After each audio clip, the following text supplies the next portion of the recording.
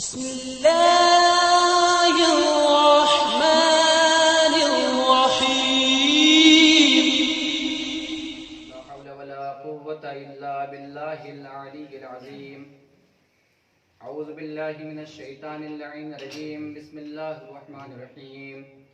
الحمد لله الذي لا يبلغ مدحته القائلون ولا يحصي نعماءه العادون ولا يعدي حقه المجتهدون، الذي لا يدركه بعد الهمم ولا يناله غوث الفتن، الذي ليس لصفته حد محدود ولا نعت موجود ولا وقت معدود ولا أجل ممدود، فطر الخلائق بقدرته ونشر الرياح برحمته ووتد بالسحور ميدان أرضه، مولانا ومولى الثقلين الجد الحسن والحسين بالقاسم محمد.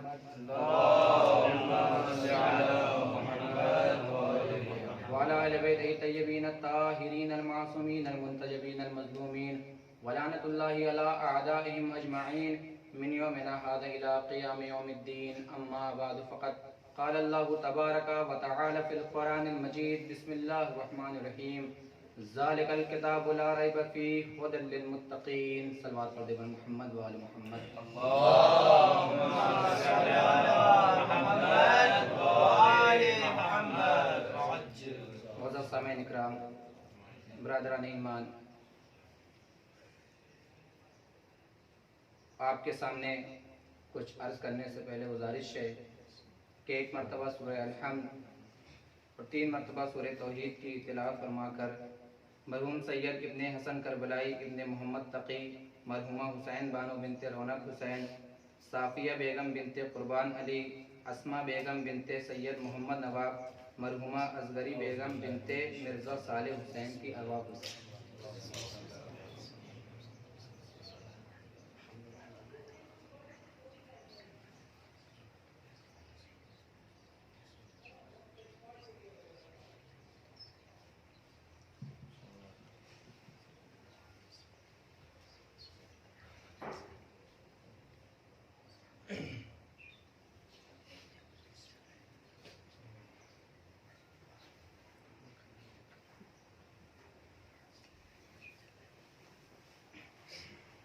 صلوات پر محمد وآل محمد.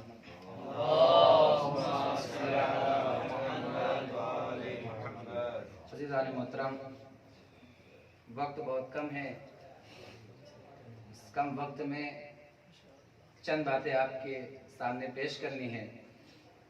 ماشاءاللہ سے کل آپ نے کربلا معلیٰ میں اعمال شب قدر انجام دیے. خدا سب کی عبادات طاعت کو قبول فرمائے. اور یہی وہ مبارک شب تھی کہ جس میں پروردگار عالم نے قرآن مجید جیسی عظیم کتاب کو نازل کیا اور ارشاد فرمایا: ذالک الکتاب لا ریب فیہ، کہ یہ وہ کتاب ہے کہ جس میں شک و شبہ کی گنجائش نہیں ہے. ہدی للمتقین، اور متقین کے لیے یہ ہدایت ہے. عزیزان محترم، جتنے بھی دین ہیں، جتنی بھی امتیں ہیں، جتنے بھی مذہب ہیں اور جتنی بھی کتابیں نازل ہوئیں، ان سب میں تبدیلی واقع ہو گئی. زمانے کے گزرنے کے ساتھ ساتھ لوگوں نے انہیں مٹا ڈالا، وہ کتابیں منسوخ کر دی گئیں. لیکن قرآن کریم ایک ایسی کتاب ہے کہ جس کا نہ ایک حرف بدلا، نہ ایک لفظ بدلا، نہ کوئی کیفیت بدلی، بلکہ جیسے قرآن نازل ہوا تھا ویسے ہی آج تک باقی ہے. کیوں نہ باقی رہے؟ کیونکہ خدا نے کہا: اِنَّا نَحْنُ نَزَّلْنَا الذِّكْرَ وَإِنَّ لَهُ لَحَافِظُونَ، کہ ہم نے قرآن کو نازل کیا ہے اور ہم ہی اس کی حفاظت کرنے والے ہیں. اب جب دشمنان نے یہ دیکھا کہ مسلمانوں کا دین سچا ہے، ان کی شریعت سچی ہے، ان کی کتاب بھی سچی ہے، تو دشمنان پریشان ہو گئے اور احساس کمتری کا شکار ہو کر شرمندگی محسوس کرنے لگے اور یہ کہنے لگے کہ آخر قرآن میں کوئی نہ کوئی شبہات پیدا کیے جانا چاہیے. جب مسلمانوں کو سربلند دیکھا تو یہودیت پریشان ہو گئی، عیسائیت لرزنے لگی اور یہ اشکال کرنے لگے کہ توریت بھی اللہ کی کتاب ہے، انجیل بھی اللہ کی کتاب ہے، زبور بھی اللہ کی کتاب ہے۔ جب ان میں تبدیلی واقع ہو سکتی ہے تو آخر قرآن میں تبدیلی کیوں نہیں واقع ہو سکتی؟ لہٰذا ان لوگوں نے یہ تدبیریں شروع کر دی کہ قرآن میں بھی اختلاف کیا جائے، قرآن میں بھی شبہہ پیدا کیا جائے۔ جب انہیں کچھ نہیں ملا تو یہ کہنے لگے کہ قرآن کا دعویٰ یہ ہے کہ قرآن میں کوئی بھی اختلاف نہیں ہے۔ وَلَوْ كَانَ مِنْ عِنْدِ غَيْرِ اللَّهِ لَوَجَدُوا فِيهِ اخْتِلَافًا كَثِيرًا، کہ اگر غیر خدا کی جانب سے ہوتا تو اس میں بہت اختلاف ہوتے۔ تو قرآن کا دعویٰ یہ ہے کہ قرآن میں کوئی بھی اختلاف نہیں ہے، لیکن ان لوگوں نے یہ کہا کہ قرآن میں اختلاف پایا جاتا ہے۔ کون سا اختلاف؟ کہا قرآن میں 3 جگہ اختلاف ہے۔ کہا کیسے؟ کہا سورہ اسراء آیت نمبر 88 میں خدا ارشاد فرماتا ہے کہ قُلْ لَئِنِ اجْتَمَعَتِ الْإِنسُ وَالْجِنُّ عَلَىٰ أَن يَأْتُوا بِمِثْلِ هَٰذَا الْقُرْآنِ لَا يَأْتُونَ بِمِثْلِهِ۔ اے پیغمبر کہہ دیجئے کہ اگر تمام انسان اور جنات مل کر قرآن کا جواب لانا چاہے تو اس قرآن کا جواب نہیں لا سکتے۔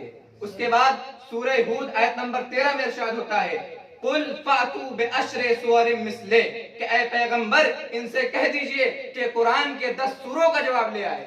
اس کے بعد سورہ بقرہ آیت نمبر 23 میں ارشاد ہوتا ہے ان کنتم فی ریب مما نزلنا علی عبدنا فأتوا بسورۃ من مثلہ، کہ اگر تمہیں قرآن میں ذرہ برابر شک ہے تو تم قرآن کے کسی ایک سورے کا جواب لے آؤ۔ وہ کہنے لگے کہ خدا کہیں پر پورے قرآن کا جواب مانگ رہا ہے، کہیں 10 سوروں کا جواب مانگ رہا ہے، کہیں ایک سورے کا جواب مانگ رہا ہے، یہ اختلاف نہیں تو اور کیا ہے؟ تو عزیزان محترم ایک جملہ کہتا چلوں کہ اگر پروردگار عالم نے اس ماہ مبارک میں امت کے لیے قرآن جیسا تحفہ بھیجا ہے تو اس قرآن پر ہونے والے اختلاف اور ہونے والے اشکال کے لیے وارث قرآن کو بھی رمضان میں بھیجا۔ لہذا جب صحابہ پریشان ہو گئے یہ تو قرآن پہ اختلاف ہو گیا، وارث قرآن امام حسن کی خدمت میں آئے اور ہاتھوں کو جوڑ کر کہنے لگے اے آقا، دشمنوں کی جانب سے، یہودیت کی جانب سے یہ اشکال اٹھا ہے کہ قرآن میں اختلاف پایا جاتا ہے، کہیں پر اللہ پورے قرآن کا جواب مانگ رہا ہے، کہیں پر 10 سوروں کا جواب مانگ رہا ہے، کہیں پر ایک سورے کا جواب مانگ رہا ہے۔ تو ایک مرتبہ امام حسن نے کہا کیا تمہیں نہیں پتا کہ جب قرآن نازل ہوا تو قرآن کے مخالف 3 گروہ تھے؟ جب قرآن نازل ہوا تو قرآن کے مخالف 3 گروہ تھے، مشرک، کافر، منافق۔ مشرک جو اللہ کے مقابلے میں آئے، کافر جو رسول کے مقابلے میں آئے، منافق جو ایمان کے مقابلے میں آئے۔ لہٰذا اللہ نے مشرکوں سے پورے قرآن کا جواب مانگا، کافروں سے 10 سوروں کا جواب مانگا، منافقوں سے ایک سورے کا جواب مانگا۔ تو عزیزان محترم یہ بات ثابت ہو گئی کہ قرآن کو بھیجنے والا اللہ، لانے والا رسول اور بچانے والا امام۔ تو عزیزان محترم اللہ نے بھی 3 مطالبے رکھے، مشرکوں سے پورے قرآن کا جواب مانگا، کافروں سے 10 سوروں کا جواب مانگا اور منافقوں سے ایک سورے کا جواب مانگا۔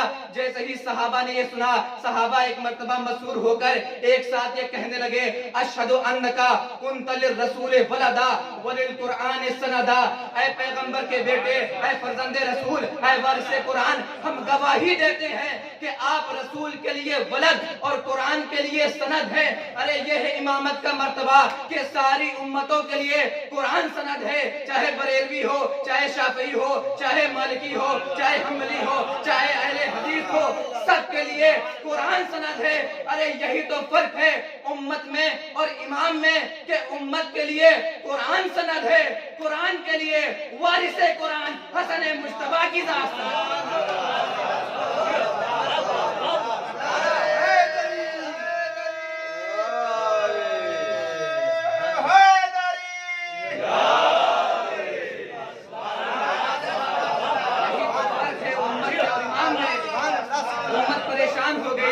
اس کو جواب مل نہ سکا تو وارث قرآن کے در پر آئے۔ عزیزان محترم آپ دیکھیں، بہت جلدی جلدی عرض کرنا ہے کہ جو صفتیں قرآن میں پائی جاتی ہیں وہی صفتیں وارث قرآن کے بھی اندر پائی جاتی ہیں۔ اگر پروردگار عالم نے تمام علوم کو قرآن میں رکھا ہے تو وارث قرآن کے اندر بھی سارے کمالات، سارے صفات پائے جاتے ہیں۔ کیسے؟ عزیزان محترم، میں نے جب قرآن مجید کی آیات کا مطالعہ کیا تو مطالعہ کرنے کے بعد میں ایک نتیجے پر پہنچا کہ قرآن کریم پوری کی پوری شاعری کی کتاب ہے۔ میں نے کہا قرآن مجید شاعری کی کتاب ہے۔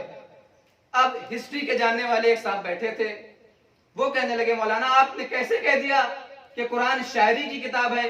میں نے کہا جی میرے پاس دلیل ہے۔ اب جو شاعر حضرات ہیں، محمد عباس صاحب اور جناب عالم صاحب اور بھی علی حیدر صاحب، وہ جانتے ہیں مجھ سے بہتر کہ شاعری کے کچھ اصول ہوتے ہیں، کچھ قواعد ہوتے ہیں، مسجع، مقفع، ردیف، قافیے، استعارے، کنائے، یہ ساری چیزیں جمع ہو جاتی ہیں تو شاعری بنتی ہے۔ میں نے کہا آپ دیکھیں، میں قرآن کریم کی آیت پڑھتا ہوں، بسم اللہ الرحمن الرحیم، انا اعطیناک الکوثر فصل لربک وانحر ان شانئک هو الابتر۔ کہ یہ ردیف نہیں ہے، کہ یہ قافیہ نہیں ہے، میں کہاں سے قرآن پڑھوں؟ الحمدللہ رب العالمین مالک یوم الدین ایاک نعبد و ایاک نستعین، آپ جہاں سے چاہیں قرآن پڑھیں، قل اعوذ رب الناس ملک الناس الہ الناس والتین والزیتون وطور سینین وہذا البلد الامین، جہاں سے قرآن پڑھیں آپ کو یہ لگے گا کہ یہ قرآن شاعری کی کتاب ہے۔ بس میں نے قلم اٹھایا اور لکھنے جا رہا تھا کہ یہ قرآن شاعری کی کتاب ہے۔ ہسٹری کے جاننے والے بیٹھے تھے، کہا مولانا خبردار قرآن پہ آپ نہ لکھیے گا، قرآن ہسٹری تاریخ کی کتاب ہے۔ میں نے کہا آپ کے پاس دلیل ہے؟ کہا ہاں میرے پاس دلیل ہے۔ میں نے کہا دیجئے دلیل۔ کہنے لگے ہسٹری کسے کہتے ہیں؟ پرانی داستانیں، پرانے واقعات۔ انہوں نے کہا سب سے پرانا کون؟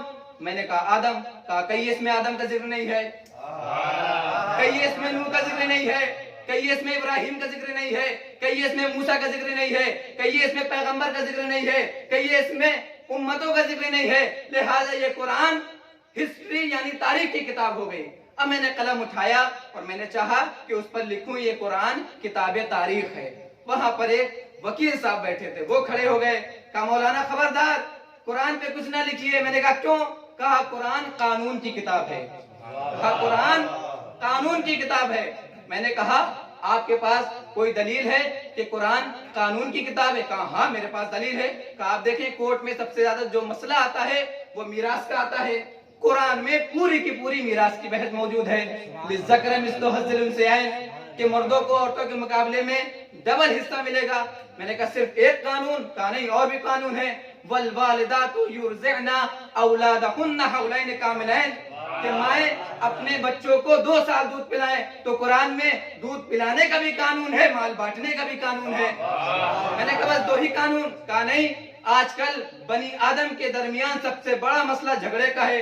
قرآن نے کہا الحر بالحر والعبد بالعبد والانثى بالانثى، آزاد کے بدلے آزاد، غلام کے بدلے غلام، عورتوں کے بدلے عورتیں۔ تو عزیزان محترم میں نے قلم اٹھایا اور میں نے چاہا کہ لکھ دوں یہ کتاب قانون کی ہے۔ ایک صاحب بیٹھے تھے، کہا نہیں مولانا آپ قرآن پر کچھ نہ لکھیے، یہ قرآن قصے اور کہانیوں کی کتاب ہے۔ میں نے کہا کیسے؟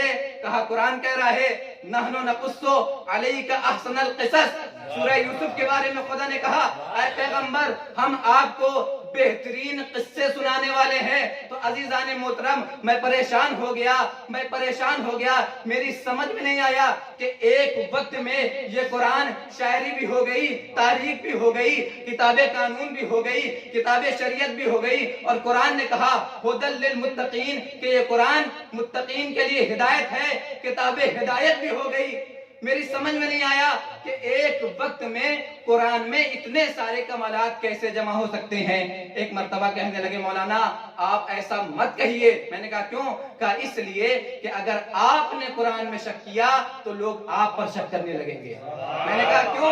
کہا اس لیے کہ یہ قرآن اللہ کی جانب سے نازل ہوا ہے، اس کی مرضی جتنے کمالات چاہے اس میں جمع کر دے۔ تو بس میں نے مسکرا کر کہا اب مجھ سے بھی سنیے، مولا کائنات نے صفین کے موقع پر کہا ھذا قرآن اللہ الصامت وانا ابو الحسن علی القرآن الناطق، کہ یہ قرآن خاموش ہے، میں علی بن ابی طالب بولتا ہوا قرآن ہوں۔ تو میں کہنا چاہوں گا کہ جب خاموش کتاب میں اللہ اتنے سارے کمالات جمع کر سکتا ہے تو علی بولتی ہوئی قرآن ہے،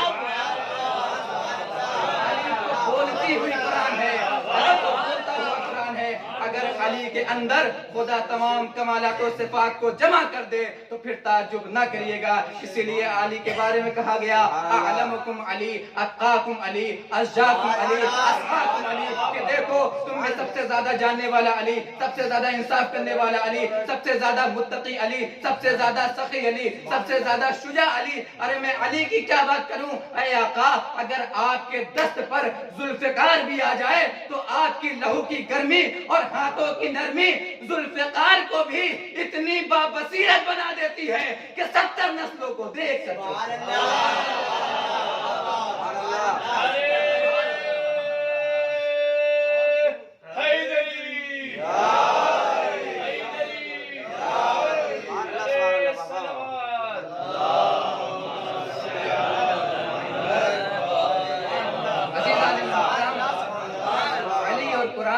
گہرا رابطہ ہے, اس لیے رسول نے کہا القرآن مع علی وعلی مع القرآن, کہ قرآن علی کے ساتھ ہے, علی قرآن کے ساتھ ہے. اب ایک جملہ یاد آ رہا ہے تو میں کہتا چلوں کہ علی اور قرآن میں اتنا گہرا رابطہ ہے کہ علی قرآن کے ساتھ ہے, قرآن علی کے ساتھ ہے. تو اگر قرآن بشکل انسان ہوتا تو نام علی ہوتا, اور اگر علی بشکل کتاب ہوتا تو نام قرآن ہوتا. صلوات علی محمد و آل محمد.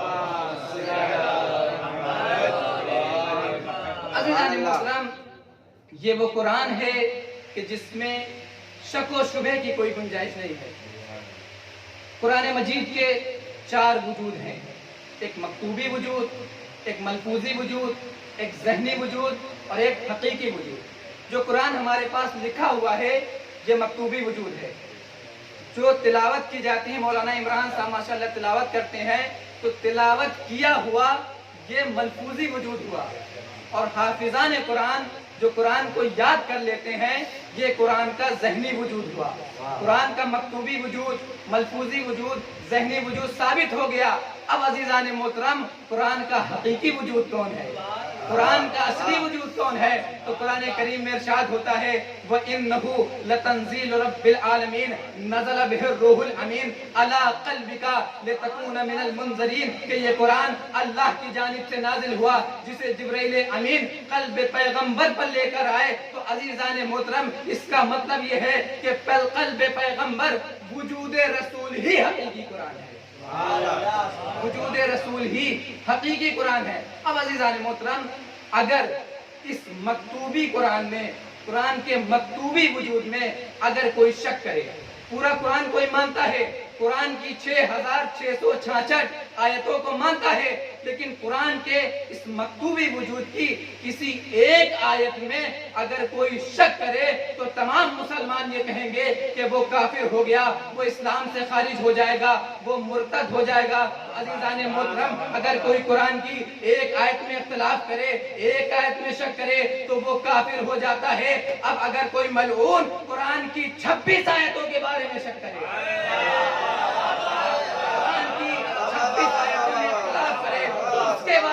کیا کہیں گے؟ تو عزیزان محترم, عظیم مجدی لانا عظیم مجدی لانا حیدری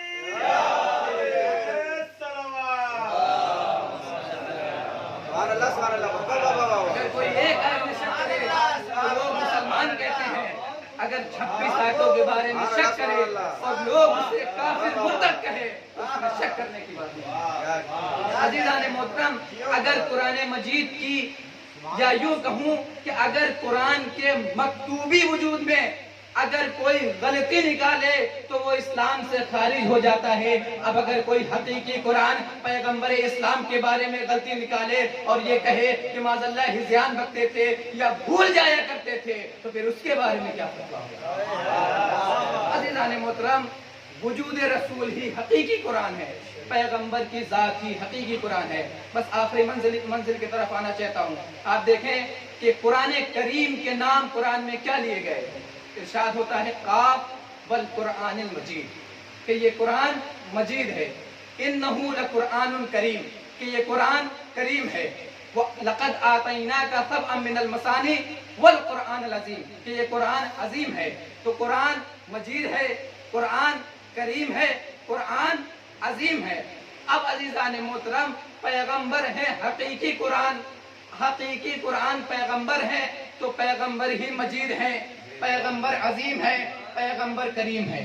غور کریں عزیزان محترم، اور اگر عرش کے بارے میں دیکھا جائے تو عرش کے بھی نام قرآن میں یہی لیے گئے، ذوالعرش المجید، کہ عرش مجید ہے، ذوالعرش الکریم، عرش کریم ہے، ذوالعرش العظیم، عرش عظیم ہے۔ تو عزیزان محترم، عرش بھی عظیم، رسول بھی عظیم، عرش بھی کریم، رسول بھی کریم، عرش بھی عظیم، رسول بھی عظیم۔ تو بظاہر عرش اور رسول کا مرتبہ برابر ہو گیا، عرش اور رسول کا مرتبہ برابر ہو گیا، لیکن نہیں عزیزان محترم، اسی عرش پر رسول کے نالائن آنے والے ہیں، اسی عرش پر رسول کی جوتیاں آنے والی ہیں، اسی عرش پر رسول کے قدم آنے والے ہیں۔ جب علماء سے یہ پوچھا گیا کہ عرش مجید کیوں ہے، عرش کریم کیوں ہے، عرش عظیم کیوں ہے، تو علماء نے بتایا اس لیے کیونکہ ساری عزتیں عرش کے نیچے، عرش ان کے اوپر، ساری شرافتیں عرش کے نیچے، عرش ان کے اوپر ہے، ساری عظمتیں عرش کے نیچے ہے، عرش ان کے اوپر ہے، اور اسی عرش پر پیغمبر کی جوتیاں ہیں۔ تو پتہ یہ چلا کہ جسے جو بھی عزت و شرافت و عزت ملے گی وہ رسول کی جوتیوں کے دفعے میں ملے گی، جسے جو بھی عزت ملے گی وہ رسول کی جوتیوں کے صدقے میں ملے گی۔ بس عزیزان محترم، میں آخری منزل کی طرف آنا چاہتا ہوں کہ رسول کے قدم عرش کے اوپر ہیں۔ میں کہوں گا اے آدم آئیے، آپ رسول کا مرتبہ بتائیے۔ آدم گھبرا کر پیچھے ہٹ گئے، ہم عرش کے نیچے ہیں، رسول کے قدم عرش کے اوپر ہیں، ہم رسول کی بلندی کو نہیں بتا سکتے۔ اے ابراہیم آپ آئیے، آپ بتائیے۔ ابراہیم پیچھے ہٹ گئے۔ اے عیسیٰ آپ آئیے، آپ بتائیے۔ عیسیٰ نے کہا میں چرخ چہارم سے آگے نہیں گیا، رسول کعبہ قوسین ادنیٰ کی منزل میں ہے، ہم اس کی بلندی کو نہیں بتا سکتے۔ تو عزیزان محترم، حقیقت یہ ہے کہ جو نقص کی منزل میں ہوتا ہے وہ کمال کے تمام مراتب کو نہیں جانتا، لیکن جو کمال کی منزل میں ہوتا ہے وہ نقص کے سارے مراتب سے واقفیت رکھتا ہے۔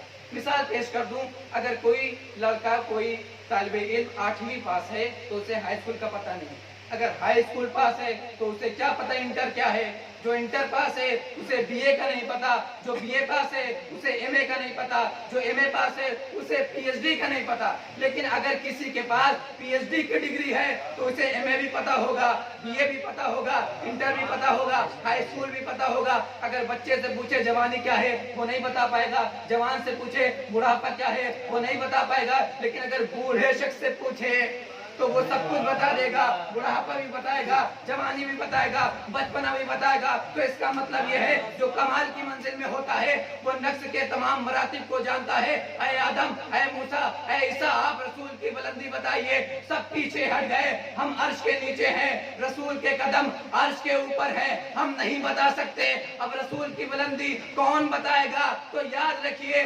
رسول کی بلندی وہی بتائے گا جس کے دوست رسول، جس کے قدم رسول کے دوست کے اوپر۔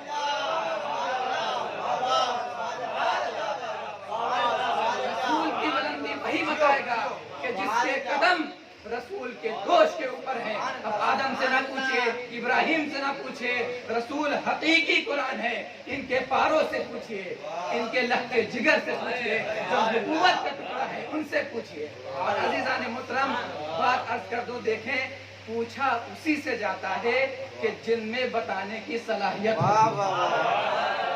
مثال کے طور پر میں مولانا علی حیدر صاحب قبلہ کے پاس جاتا ہوں اور کوئی بات پتہ کرتا ہوں ان سے، کیوں؟ چونکہ ان کے پاس میٹر ہے، معلومات ہے، بتانے کی صلاحیت ہے، لہٰذا میں ان سے پوچھتا ہوں۔ عزیزان محترم، بات پوچھی اس سے جاتی ہے کہ جس کے پاس بتانے کی صلاحیت ہو۔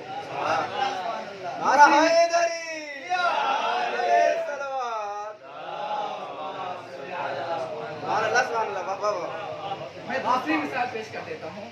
میرے ہاتھ میں یہ ٹیشو پیپر ہے، میں نے اس کو کان پہ رکھا اور کان سے میں نے کہا کہ اس کا رنگ بتاؤ۔ اب عزیزان محترم، کئی سال تک یہ ٹیشو پیپر کان میں رکھا رہے گا لیکن کان اس کا رنگ نہیں بتا پائے گا۔ کہا کیوں؟ کہا بتانے کی صلاحیت نہیں ہے۔ کہا مولانا آپ نے کان کی انسرٹ کر دی۔ میں نے کہا انسرٹ نہیں کی، اس میں بتانے کی صلاحیت ہی نہیں ہے۔ اگر آپ کو پوچھنا ہے تو آنکھوں سے پوچھئے۔ ایک مثال اور پیش کر دوں، بس میں نے ختم کی۔ اکمل صاحب ماشاءاللہ سے चाय की प्याली लेकर आए और आने के बाद चाय माशाल्लाह से बहुत पीछे हैं, चाय की प्याली लाए और चाय लेने के बाद नाक पर रखी इन्होंने और नाक से कहना शुरू किया कि इसका जायका बताओ, इसमें शक्कर है या नहीं।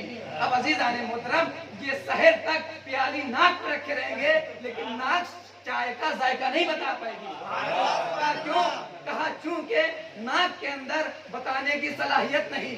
अगर आपको जायका पता करना है तो आप जबान से चखिए, जबान बताएगी कि जायका क्या है। तो अजीज़ान मोहतरम, पता ये चला कि बात उससे पूछी जाती है कि जिसमें बताने की सलाहियत हो। अरे मुसलमानों ने रसूल के बारे में उनसे पूछा कि जिनमें बताने की सलाहियत ही नहीं थी।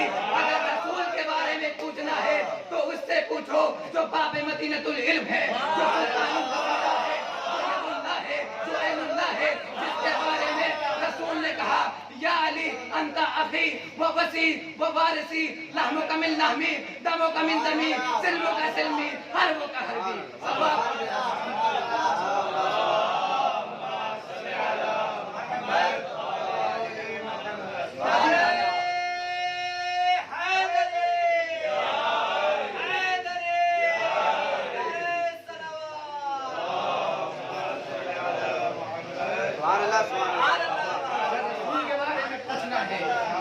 अहले बैत से पूछो, उनसे पूछो जो वारिसे कुरान है। अगर इनसे पूछोगे तो कामयाब रहोगे, अगर इनके अलावा पूछा तो तुम गुमराह हो जाओगे। अज़ीज़ान मोहतरम, आप देखें कि जितने जुल्म कुरान मजीद पर किए गए, अहले बैत पर भी जुल्म किए गए। कुरान को भी नोके नेज़ा पर बुलंद किया गया। वारिसे कुरान इमाम हुसैन अलैहिस्सलाम को भी नोके नेज़ा पर बुलंद कर दिया गया। न लोगों ने कुरान से हिदायत हासिल की, न लोगों ने वारिसे कुरान अहले बैत से हिदायत हासिल की। जैसे हिदायत हासिल करना चाहिए था वैसे हिदायत हासिल नहीं की। हाँ ज़दारों, अभी अभी इमाम अली अलैहिस्सलाम की शहादत के अय्याम गुजरे हैं। आपने मौला के मसाइब सुने, शहजादी के मसाइब के लिए कहा गया है, लिहाजा थोड़े से शहजादी के मसाइब उसके बाद खत्म दुआ। आप देखें कि मौला की शहादत हुई। अज़ादारों, इमाम अली अलैहिस्सलाम और शहजादी की शहादत के दरमियान कुछ मुश्तरका चीज़ें पाई जाती हैं। अली की शहादत भी मज़लूमियत के साथ हुई, शहजादी की शहादत भी मज़लूमियत के साथ हुई।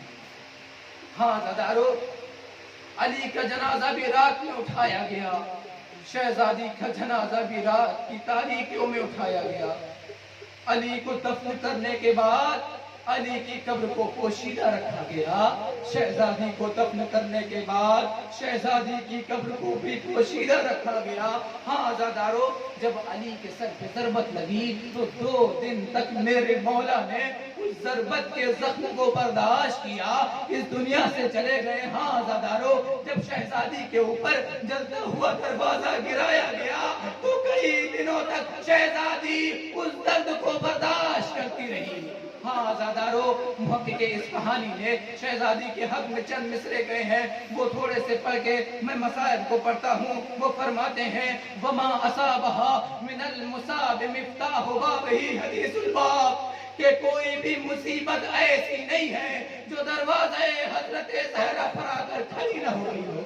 और इस मुसीबत की चाबी दरवाजे की बातें हैं। इन्ना हदीसल बाबे ज़ू शुजून मिम्मा जनत बिही यदुल क़ून, अरे दरवाजे की बातें दिल को तोड़ देने वाली है जो जिनायतकार हाथों में अंजाम दिया। हाँ ज़दारों, जब लोग आग और लकड़ी लेकर शहजादी के दरवाजे पर आ गए और कहने लगे कि अली को बाहर निकालो वरना दरवाजे में आग लगा देंगे, अरे शहजादी ने कहा, क्या तुम उस दरवाजे को आग लगा दोगे जिसमें रसूल के नन्हे नन्हे नवासे हैं? अयुज़रबुन नारो बेबाबिदारिहा व आयतुन नूर अला मनारिहा, क्या उस दरवाजे को आग लगा दोगे कि जहां पर आयतों का नुज़ूल होता है, जहां रसूल इस्लाम सलामी देने के लिए आते थे? अरे आवाज आई, हाँ हम उस दरवाजे को आग लगा देंगे। अज़ादारों, इतना सुनना था कि शहजादी ने पूरी कुव्वत के साथ अपने वजूद को समेटा, दरवाजे के करीब आई और एक शकी ने दरवाजे पे ऐसी लात मारी कि दरवाजे में कील थी। मौके के सानी फरमाते हैं वलस्तो अदरी खबर अलमिस्मार सलसद रहा खुदा न असरार, कि मुझे नहीं पता कि दरवाजे की कील ने क्या किया, लेकिन इस्मत ताहिरा के सदक में ऐसे बेबस हो गई कि मोहसिन शहीद हो गया। वल्बाबो वल्जिदारो वद्दिमाओ शुहूद सिद्दिन मालहू खफा, कि दरो दीवार के दरमियान शहजादी का आ जाना एक ऐसा गवाह है जिसे मिटाया नहीं जा सकता। हाँ आज़ादारो, जब शहजादी के दर ऊपर जलता हुआ दरवाजा गिराया गया, इस रज़्क़ तिलकन अज़लउल ज़किया रज़ियतुल्लाह मिस्लहा रज़िया, अरे दरो दीवार के दरमियान जब शहजादी आई है, शहजादी की पसलियां चूर चूर हो गई। और ये एक ऐसी मुसीबत है कि जिससे बड़ी कोई मुसीबत नहीं। बस आज़ादारो, मैंने खत्म किए मसाइल। आग़ाए अंसारियान का नाम आपने सुना है, वो शहजादी के मसाइल बयान कर रहे थे। मसाइल बयान करने के बाद वो मिंबर से उतर गए तो क्या देखा, एक शख्स है जो खामोश नहीं होता, जो गिरिया किए जा रहा है। आग़ाए अंसारियान करीब जाते हैं, हाथों को जोड़कर कहते हैं, ऐ भाई, मेरी कौन सी बात तेरे दिल पे लग गई है जो तू खामोश नहीं होता? अरे उसने कहा, मैं हड्डियों का डॉक्टर हूँ, मुझे पता है अगर हड्डी टूट जाए तो बहुत तकलीफ होती है, लेकिन अगर पसलियां टूट जाए तो इतना दर्द होता है कि कोई बर्दाश्त नहीं कर सकता। जिस लम्हा सांस ले इंसान दर्द होता है। अरे मुझे नहीं पता शहजादी टूटी हुई पसलियों के साथ इतने दिन दर्द कैसे बर्दाश्त करे। इन्ना लिल्लाह व इन्ना इलैहि राजिऊन।